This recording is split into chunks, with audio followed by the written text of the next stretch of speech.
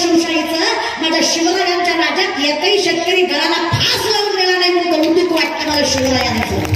काय व्यवस्थापन असेल. महाराष्ट्रातलं पहिलं धरण शिवरायांनी बांधलं खेडशिवापूरला. 32 धरणं राजाने बांधली. या महाराष्ट्रातली पहिली पतसंस्था एका बाईला उभारली जी आदिशक्तीचं नाव मासाहेब जिजाऊ आणि त्या पतसंस्थेचं नाव स्वराज्य.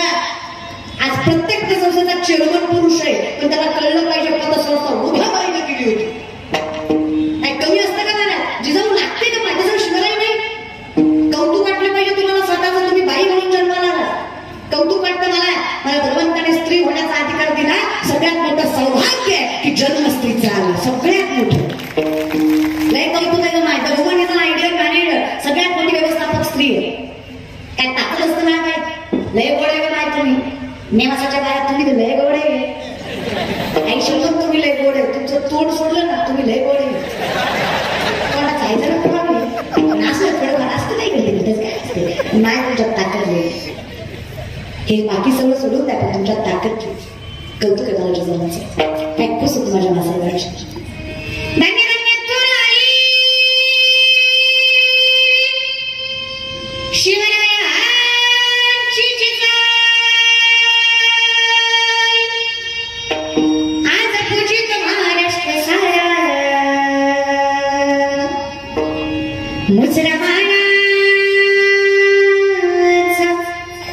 मुसलमानाचा मानाचा चीज गेला.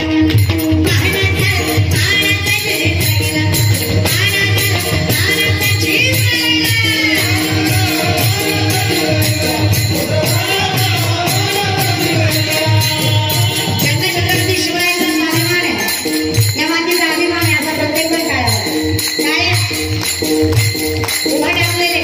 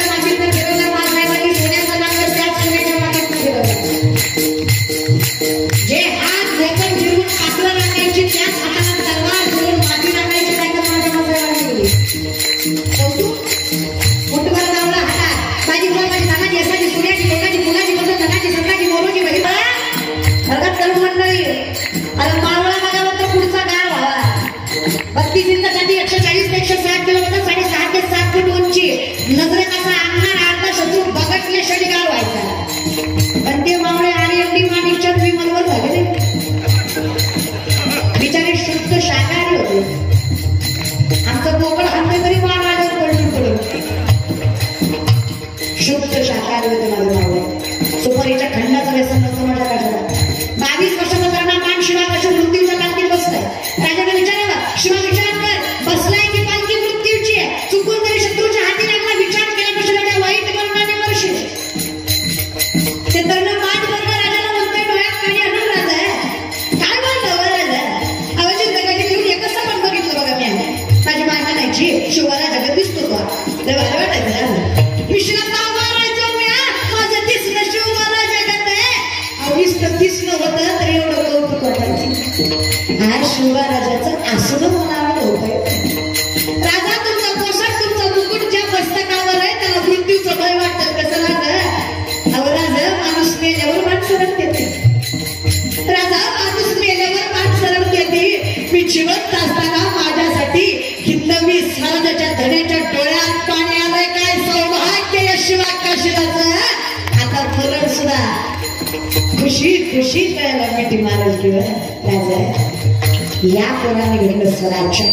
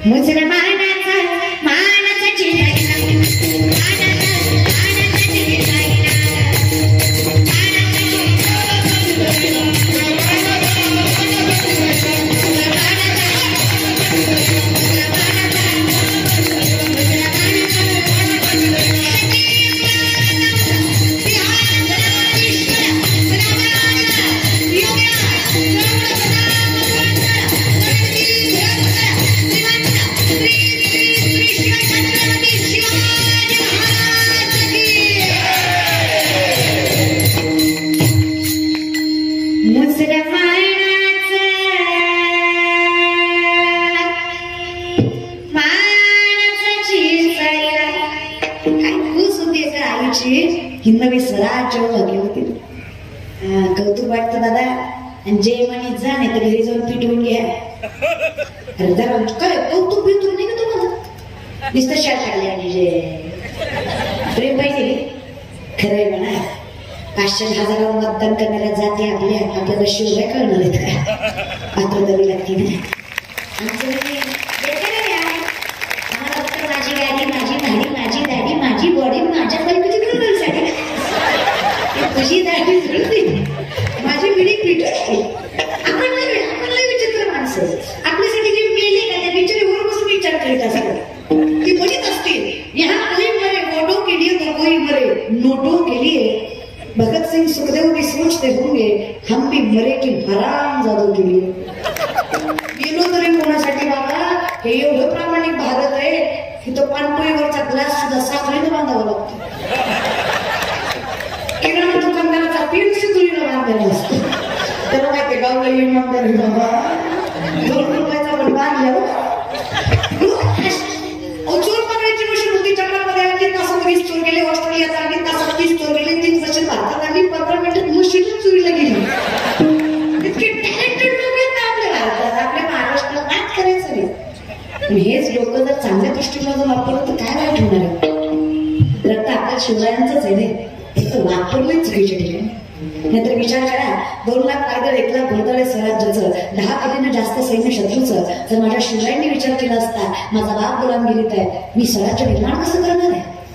मी माझा बाप निजामाच्या हाताखाली काम करतो. मी कसं काय स्वराज्य उभं करणार आहे. आत्मविश्वास आहे स्वतःवर. विचार कौशल्य आहे. आणि नीतिमत्ता पवित्र आहे. आई बहिणीला देवीसारखं न्याय द्यायचा अधिकार ताकद त्यांच्यात आहे. माझ्या शिवरायांनी त्या मुघलांच्या नाकात पिचून 260 पेक्षा जास्त केले. 40 वर्षाच्या आत हस्तगत केले. हा इतिहास आहे माझ्या मातीचा. कौतुक आहे त्या विचार कौशल्याचा.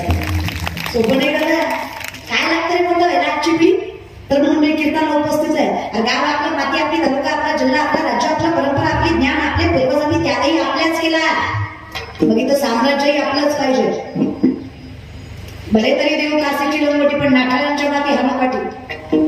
आमच्याशी प्रेमाने वागलात तर आमचं धोतर सोडून तुमची लाज राखू. पण आमच्या नादी लागलात ना झेंडा खाली दांडावर करून तोत्राची ताकद दाखवू. अरे वारकरी म्हणजे काय साधे समजता का काय. गंध लावतो म्हणजे काय शेळपटलेले समजतात. ताकद आहे रे. धर्माचं पालन करणे पाखंड करणे याचे मान करणे का मग बीज आढळावे ना. ताकद पाहिजे खरं खरं खोट्याला खोटे म्हणायची. विनंती आहे माझी उभे टाका स्वतःच्या पायावर. कधी उभे तिथं किशोर पैसा नावात प्रसिद्धी असते की कुत्री सुद्धा भाग पुढे फिरते. कळलं त्यालाच कळलं. खिशात पैसा नावात प्रसिद्धी असली की कोणी खात नाही. विनंती माझी नाव कमवा. पोरींनो जरा बाकीचं सोडून द्या. मोठ्या बाजारा नम्रता गांभीर्य दोन्ही पाहिजे आपल्याकडे. आता आपल्याकडे मी वाईट नजरेनं बघायला तर त्याच्या पाय तरी हातात द्यायची ताकदही पाहिजे. आणि त्याच ठिकाणी आपल्या आईबापाची आपल्या नवऱ्याची सेवा करायची दानतही आपल्याला तेच पाहिजे कारण आपण आई आहे. कौतुक आहे का. विनंती आहे. काय लागतं याची पिढी मोठ्या वेळेला तरुण मुलं मुली. आमच्या वर्गात एक पोरग आहे. मी लॉच्या 2nd इयरला. आमच्या वर्गात एक पोरग आहे. सर त्याला उभा करायला एक प्रश्न विचारला. उत्तर देताना आम्हाला कळलं बोबडे आकावर हसू. सॉरी हसले. सर मला मूर्खच का. लॉला ऍडमिशन घेतलेस तुला बोलता येत नाही. तू वकिली करणार कशी. मला तुला बोलू नका. तू जर आयुष्यात काही करू शकला ना पट्ट्या मास्टर नोकरी सोडून तुझ्या पाया घालून जाईल. सरांनी अंडर एस्टिमेट केलं. ग्राह्य धरलं. आजची पिढी जग ग्राह्य धरतं आपल्याला. त्यांना वाटतं कालची उगवलेली पोरं आम्हाला तुला टप देऊ शकतात. आणि मराठी याला व्यापार जपणार आहे का. शेतकऱ्याची आवडा भाव वाटा वाढणार आहे का. अर्गंदाला फिरणारी त्यांच्याच्या कुठं ठामपणे उभा राहता येणार आहे का. पण खरं सांगते बाबा अख्खं जग जेव्हा आपली हारायची वाट बघतं ना तेव्हा जिंकून दाखवलं ते जिंकणे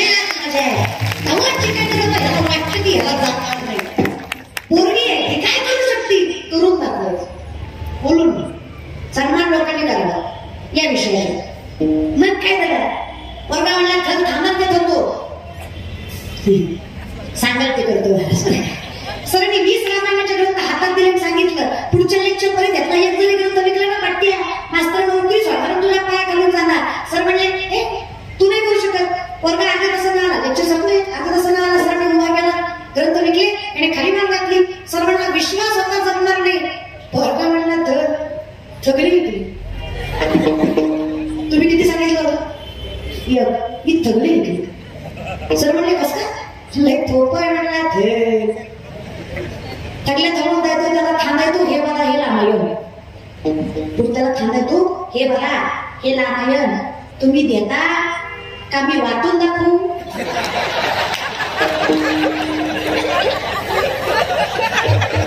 लोक म्हणले ती पण वाचून होय तुझ्याकडनं चित्र ऐकण्यापेक्षा घेतलं स्ट्रॅटर्जी रे गणिमी कावा दुनिया झुकती है जुगाने वाला चाहिए.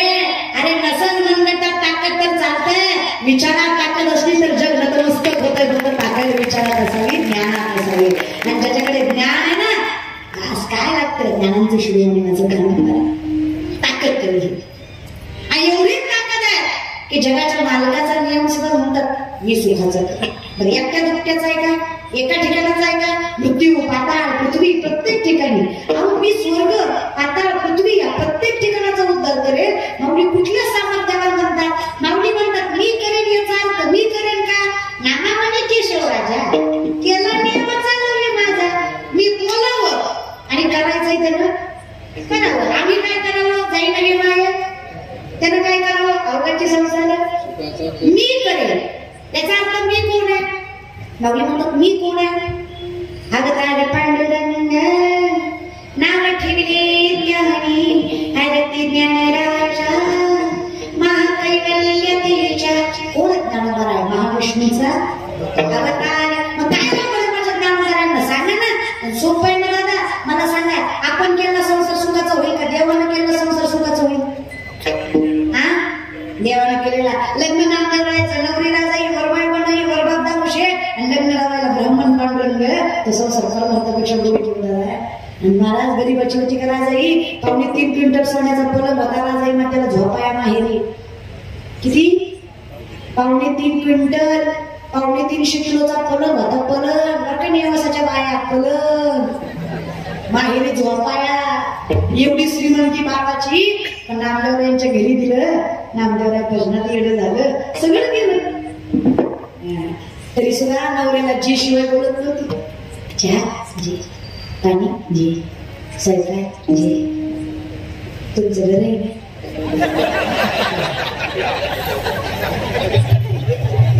काय संताची बायको होता दादा माझी तुकोबरायची बायको पुण्याचं सासर माझं तुकोबरायचं गुळवे सावकाराची पोरगी तुकोबरायची बायको आवली गुळवे सावकाराची पोरगी तुकोबरायची बायको आवली 35 एकर ऊस होता आमच्या बापाचा नेवाशात नाही दादा पुण्यात किती 3500 वन टाइम 1425 माणसं हाताखाली कामाला होती तिच्या बापाच्या पण नवऱ्याच्या घरी मीठ असं भाकरी खायची 4 चिगडाची साडी नसायची तक्रार करीत नव्हती तुमची 3 टाइम खाली